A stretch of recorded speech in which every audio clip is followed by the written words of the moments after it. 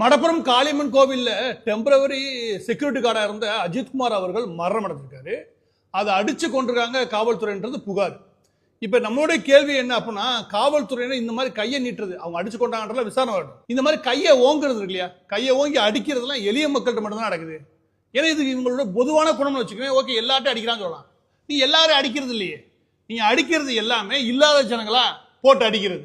இருக்கிற இந்த கல்குவாரி வச்சுட்டு சுத்துறான், அவன் 1008 கனிம வளத்தை திருடுறான், அவனை நினைக்க நீ அடிச்சிருக்கியா? கிடையாது. இங்க மணல் மாஃபியா கும்பல் 1000 பேர் தெரியும், அவன் மேல கையை வை பார்ப்போம், அவன் மேல கையை வைக்கிறதே கிடையாது. சென்னையில மொத்த மாஃபியாவும் தெரியும், அது ட்ரக் மாஃபியா, அவன் மேல கையை வை, அவன் மேல கையை வைக்கிறது இல்லை. இப்படி இவங்க மேலாம் கையை வைக்க முடியல. ஆனா உனக்கு யார் மேல கையை வைக்க தோணுது அப்படின்னா, செக்யூரிட்டி கார்டா விளையாடக்கூடிய ஒரு சாதாரண ஒரு 27 வயசு பையன், கேட்க நாதி இல்ல, யாரும் வரமாட்டாங்க, எளிய குடும்பம், அதனால கையை வைப்ப. எனவே முதலாவது தமிழக காவல்துறையை மொத்தமா வச்சு இந்த பாடம் எடுத்துங்க. உங்களுக்கு எல்லாரையும் ஒன்னா கையாள முடியலன்னா நீங்க மாறுங்க. உங்களுக்கு தான் பொதுவான ஒரு கவுன்சிலிங் ஒன்று வைக்கணும். இதுல கொடுமை என்ன தெரியுமா, இவ்வளவு நடந்துகிட்டு இருக்குது, ஊரே அல்லோல போட்டு கிடக்கு. இந்த துறையுடைய பொறுப்பா இருக்கக்கூடிய அமைச்சர் MK ஸ்டாலின் அவர்கள் வாயை திறக்கவே இல்லை. அது எப்படி வாயை திறக்கவே இல்லை? சில முக்கியமான சந்தேகங்கள் இன்று எழுப்ப முடியும். அதற்கு காரணம் ஒரு வீடியோ இன்னைக்கு ரிலீஸ் ஆயிருக்கு.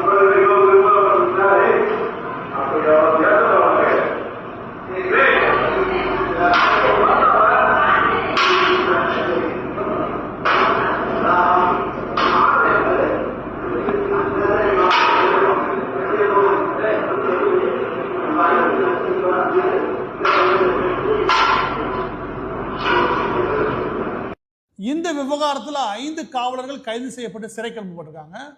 ஒரு DSP, அந்த போல இந்த மானாமதுரை DSP சஸ்பெண்ட் பண்ணியிருக்காங்க. ஒரு SP, சிவகங்கை மாவட்டத்துக்கான SP-யை இடைமாற்றம் செஞ்சிருக்காங்க. இப்போ நீங்க ஒரு வீடியோ ஒன்று பார்த்தீங்க. முதலாவது அந்த வீடியோவில் வெறுமனே நீங்க பார்க்கும்போது என்னன்னா, அஜித் அடிக்கிறது மட்டும் உங்களுக்கு தோணிருக்கும். இது அடிக்கிற விஷயம் கிடையாது. ஆனால் நீங்க கவனிச்சீங்கன்னா அவங்க யாருமே போலீஸோட யூனிஃபார்ம்ல இல்லை, சில கையிலையும் கட்டியிருக்காங்க. இதில் நீங்க புரிஞ்சுக்க வேண்டிய விஷயத்த சொல்றேன். இப்போ நான் இவங்கெல்லாம் ஸ்பெஷல் டீம் மாதிரி.